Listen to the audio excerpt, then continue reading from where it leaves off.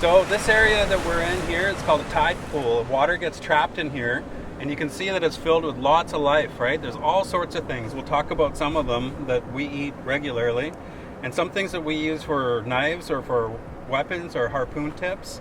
But the area where we are, if you look out towards the ocean, when the tide's down at its lowest, right, when it's way out there, and when it goes all the way up to the top, that's high tide. So high tide all the way down to low tide. Everything in between those two markers is called an intertidal zone. So that's where we are right now. And all these rocks, they're just filled with all sorts of food and life. So let's see what we have. Where did it go? Here. This guy is curling up a little bit, but he's got like an armor shell. You see that? Kind of like an armadillo. Do you know what those are? They can curl into a ball, and that's what these guys will do too. Look, it's curling up already. But they have these shells, soften them up and take those little shells out, and you just eat them. They're really, really chewy. We want some that are bigger than this though. So we'll put this one back. This one we call aum. Yeah, we call it aum. Can you say it?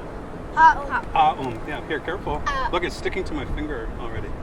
So on the bottom, it's like a suction cup. See that? And it sticks to the rocks. Some people call them rock stickers, and you got to pry them off the rocks.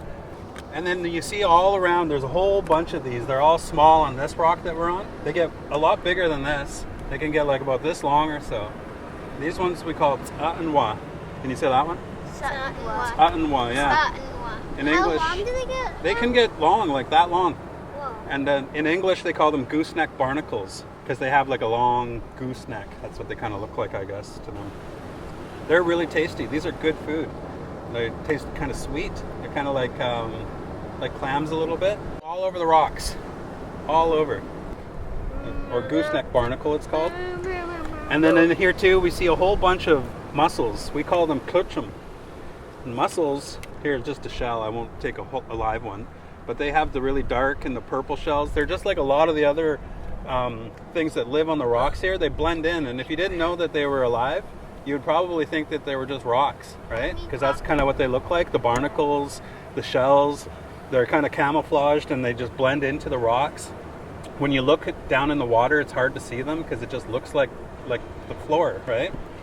But that's part of their protective piece. That's how they protect themselves. Cool, eh? And on the inside, you can kind of see with this one, they're really shiny, right? And we call this kluchum.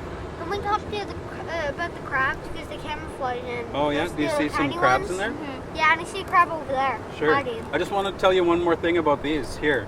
When these get a lot bigger too.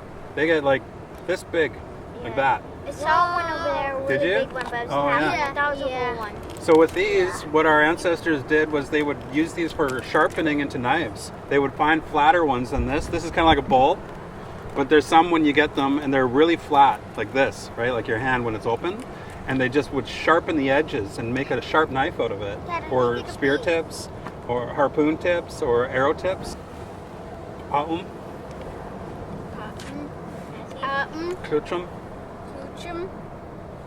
And it's Aanwa. So. Yeah.